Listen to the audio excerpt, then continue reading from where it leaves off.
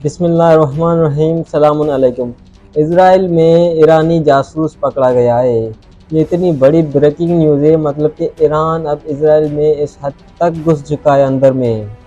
पहले तो ईरान हवाई हमले तो कर रहा था, उसमें बड़ी शिद्दत थी उसके हमलों में, लेकिन अब ये खबर आई है कि ईरान का जासूस पकड़ा गया है इज़राइल के अंदर। और सिर्फ एक नहीं बल्कि कई कई जासूस पकड़े गए हैं। तो ये जासूस असल में था कौन? इसका नाम है राज कोहेन। ये 26 साल जवान है जो रिज़र्व फौजी था इज़राइल का। जो उनकी रिज़र्व में फ़ौज होती है ना, मतलब कि वो कुछ बाहर से जो लोग आते हैं वहाँ रहने इज़राइल में, तो वो उनसे एक एग्रीमेंट करते हैं कि हम आपको यहाँ राइट्स देंगे, बहुत सारी बाकी भी चीज़ें देंगे, आपको जॉब वगैरह अच्छी अच्छी अपॉर्चुनिटीज़ देंगे। तो उसके बदले में जब हमें ज़रूरत पड़ेगी, हमारे मुल्क पर अगर कोई मुसीबत आएगी, तो आप हमारे मुल्क की खातिर जंग लड़ोगे। तो ये इसराइल का एक रिज़र्व फौजी था जिसको ईरानी एजेंट टेलीग्राम पर मैसेज करता है। ईरान का एक एजेंट है, उसने इसको टेलीग्राम पर मैसेज किया कि क्या तुम मुझे इज़राइल की कुछ इन्फॉर्मेशन दे सकते हो $1000 के बदले में। सिर्फ $1000 के बदले में इसने इतनी महंगी महंगी इन्फॉर्मेशन दी हैं कि दुनिया हैरान हो चुकी है। मतलब इज़राइल के अंदर इतनी इकोनॉमी तबाह हो रही है, ऐसे हालात आ चुके हैं जब सिर्फ $1000 के लिए उसने बिलियन डॉलर्स का नुकसान करवाया इज़राइल का। तो उसको एक मैसेज आता है टेलीग्राम पर कि हमें कुछ इन्फॉर्मेशन चाहिए, क्या तुम दे सकते हो कुछ एरोड्रोम वगैरह की और बाकी जगहों की। तो वो कहता है कि हाँ, मैं बिल्कुल इन्फॉर्मेशन दूंगा। तो वो डील करते हैं $1000 में, $1000 के बदले में तुम्हें ये इन्फॉर्मेशन दूंगा। तो 3 दिन बाद वो तस्वीरें भेजता है आयरन डोम की और बाकी जो लोकेशंस थी जहाँ पर जीपीएस थे और इजरायली आयरन डोम पड़ा हुआ था और बाकी जो उनके हेडक्वार्टर्स थे। तो ये उन सब की ये पिक्चर्स निकाल कर टोटल 27 पिक्चर्स भेजता है ईरानी एजेंट को कि ये चीज़ें यहाँ यहाँ पर पड़ी। ये असल में था कौन? इसकी जो असल में ये फौजी किस जगह पर काम कर रहा था? ये काम कर रहा था आयरन डोम के पास। मतलब इसकी जो ड्यूटी थी वो यही थी कि मतलब आयरन डोम को देखना, कौन सा मिसाइल कब लगाना है और वो का कैसे काम करता है आयरन डोम। तो उस मशीन को जो चलाते हैं, तो उसकी जॉब वहाँ लगी हुई थी।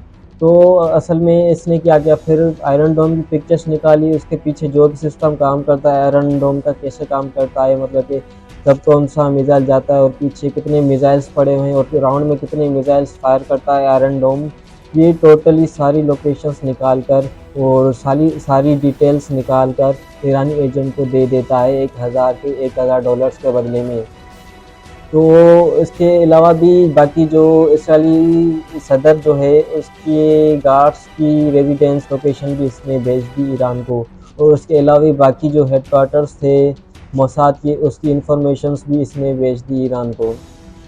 और सिर्फ यही नहीं कि इसके अलावा भी जेरोलिज्म पोस्ट कर इसके अलावा भी काफ़ी सारे जो एजेंट हैं वो भी पकड़े गए हैं ईरान में, लेकिन ज़्यादातर जो उनको हाईलाइट नहीं किया गया। मतलब इजराइल अपनी शिकस्त को, अपनी इस नाकामी को छुपाता है।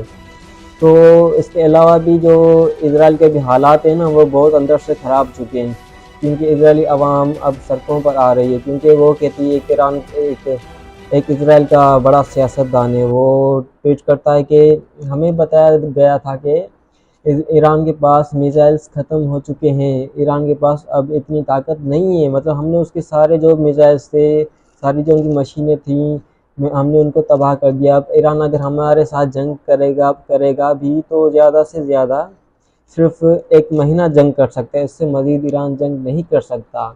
तो कहता है हमें ये सारी चीज़ें बताई गई थी कि ईरान के पास तब कोई ताकत ही नहीं रही, लेकिन ईरान तो नए नए अजूबे, नए नए मोजज़े दिखा रहा है। तो इतनी शिद्दत से हमला कर रहा है कि मतलब हर रात इजराइल में क़यामत जैसी गुजरती है।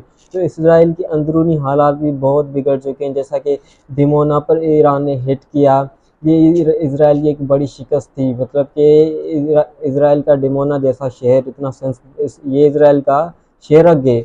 तो इधर इजराइल की सारी वो जो न्यूक्लियर फैसिलिटी सारी इधर ही हैं, तो ईरान ने वहाँ पर हिट किया और इसके अलावा भी बाकी जगहों पर हिट किया। और जब से ये रिपोर्ट आई है कि ये इस पर पकड़ा गया, उसके बाद से ईरानी हमलों में काफ़ी शिद्दत आई है, जिसमें इजराइल के बड़े बड़े अफसरान मारे गए हैं।